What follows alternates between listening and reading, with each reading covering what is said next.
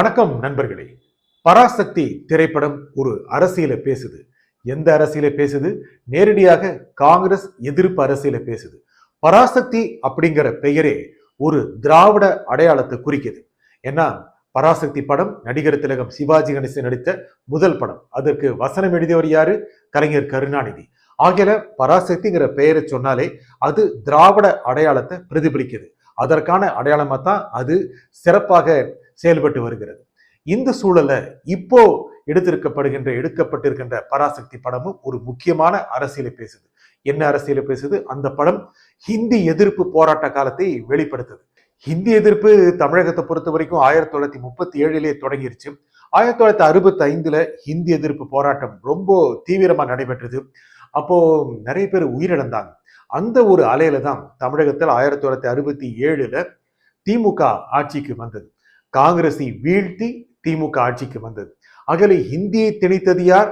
காங்கிரஸ் அப்படிங்கிற ஒரு நிலைமையை அது காமிச்சது. அதுக்கப்புறம் பல ஆண்டுகள் காங்கிரஸ் தான் ஆட்சி இருந்தது. ஏதோ காங்கிரஸ் தான் ஹிந்தியை திணிச்சது அப்படிங்கிற நிலவரமே இருந்து வந்தது. 1967 அப்புறம் காங்கிரஸ் இரண்டாக பிளவுபட்டது. இந்திரா காங்கிரஸ், அப்புறம் ஸ்தாபன காங்கிரஸ், இந்த மாதிரி இருந்துச்சு. 1971 திரு கருணாநிதி தலைமையிலான திமுக இந்திரா காங்கிரஸோட கூட்டணி அமைச்சது. அதுக்கப்புறம் காங்கிரஸோட பல முறை திமுக கூட்டணி அமைச்சிருக்குங்க 1980. அதுக்கப்புறம் சமீபத்தில் பார்க்க போனா 2004 96 கூட காங்கிரஸ் இருந்து பிரிஞ்ச மூப்பனார் தலைமையிலான தமிழ் மாநில காங்கிரஸோட திமுக கூட்டணி அமைச்சு மகத்தான வெற்றி பெற்றது. அதுக்கப்புறம் 2004 2014 வரைக்கும் 11 கூட இருந்தது. 2014 ஒரு தேர்தலில் கூட்டணி அமைக்கல. அப்புறம் பாருங்க 16 26 வரைக்கும் காங்கிரஸ் கூட்டணியில் தான் திமுக இருந்து வருகிறது. அப்போனா காங்கிரஸ் அந்த மாதிரி ஹிந்தியை திணிச்சு இருந்தது அப்படின்னா எதற்கு காங்கிரஸோட திமுக கூட்டணி அமைக்கணும்? நிச்சயமாக அப்போ இருந்த காங்கிரஸ் அரசு 67 பிறகு 71 பிறகு இருமொழி கொள்கை தான் தமிழகத்தில் இருக்கும்னு சொல்லிருச்சு. இருந்தாலும் அது காங்கிரஸ் இதை ஹிந்தியை திணித்தது போல ஒரு உருவகத்தை ஏன் உருவாக்கணும்? இந்த படம் பராசக்தி அது போன்ற ஒரு நிலையை உருவாக்க விரும்புது. அப்பனா இன்னைக்கு அது என்ன சொல்ல விரும்புது? இதன் மூலம் அரசியல் லாபம் என்ன திமுகவுக்கு? காங்கிரஸ் ஹிந்தியை திணிச்சது அப்படின்னு சொல்ல வந்துதான். எதற்காக திமுக குடும்பத்தினர் இன்பன் உதயநிதி பராசக்தி படத்தை வெளியிட வேண்டும்? அதில் என்ன திமுக சொல்ல வருகிறது? இது ஒரு என்டர்டைன்மெண்ட் படம் தாங்க அப்படின்னு பார்த்துட்டு போக சொல்லுதா?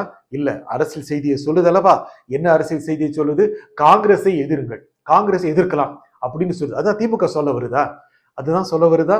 அது போய் திமுக சொல்லணும் அப்படின்னு இந்த படத்தை உருவாக்கியவர்கள் சொல்றாங்களா? சுதா கோங்கர் அதை தான் சொல்றாங்களா? இதன் படைப்பாளிகள் அதை தான் சொல்றாங்களா? காங்கிரஸை எதிர்த்து நில்லுங்க அப்படின்னா திமுக காங்கிரஸை எதிர்த்து நிக்க போகுதோ? காங்கிரஸ் ஒருவேளை விஜய் பக்கம் போயிரும் அப்படிங்கிறதுக்காக காங்கிரஸுக்கு எதிரான ஒரு நிலையை, சொல்லாடலை, நெரட்டிவை உருவாக்க திமுக நினைச்சிருக்கலாம். நினைங்க அப்படி இந்த படைப்பாளிகள் ஊக்குவிச்சிருக்கலாம். சரி, காங்கிரஸை ஒதுக்கிட்டா யார் அந்த இடத்தை நிரப்புவார்கள்? திமுக வர்சஸ் அண்ணா திமுக தானா? இல்ல திமுக வர்சஸ் தாவேக் அப்படின்னு விஜய் சொல்றாரு, அது இல்லையோ? காங்கிரஸ் இல்லாத இடத்தில் யார் வளர்வார்கள்? தேசிய கட்சி ஒன்று இருக்க வேண்டும் அல்லவா? காங்கிரஸ் இல்லாத இடத்தில் பாஜக வளர்வார்கள். அப்போனா காங்கிரஸை ஒழித்து விட்டு பாஜக பக்கம் போங்க அப்படின்னு இந்த படம் சொல்லுதோ? அதை திமுக ஏத்துக்குச்சா? திமுக ஏத்துக்கிற மாதிரி செஞ்சுட்டாங்களா? என்ன ரீசன், என்ன காரணம்? அப்படின்னு பாஜக ஹிந்தியை திணிக்காமல் இருக்கிறதா?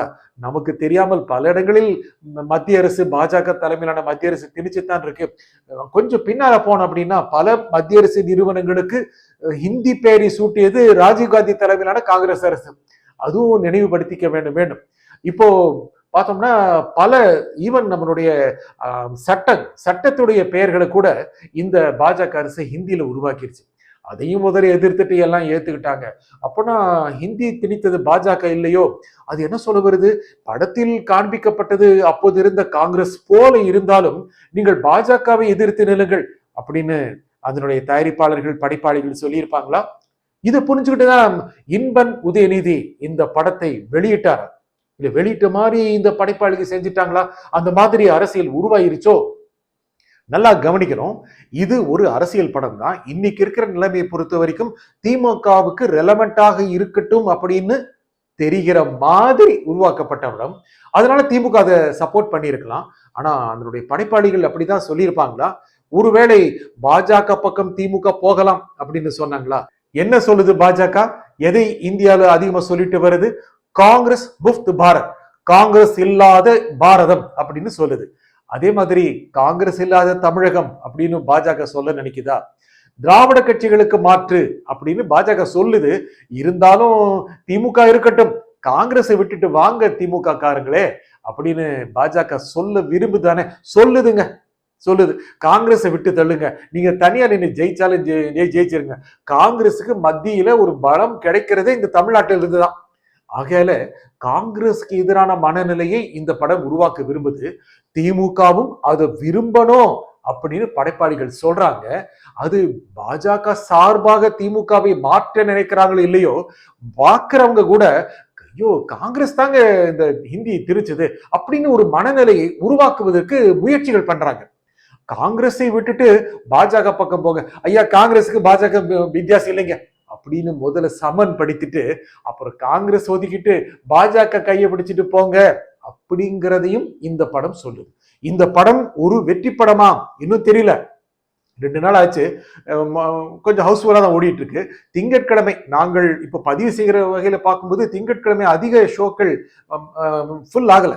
ஆனா படம் ரொம்ப அதிகமாக பேசப்பட்டு இருக்கு.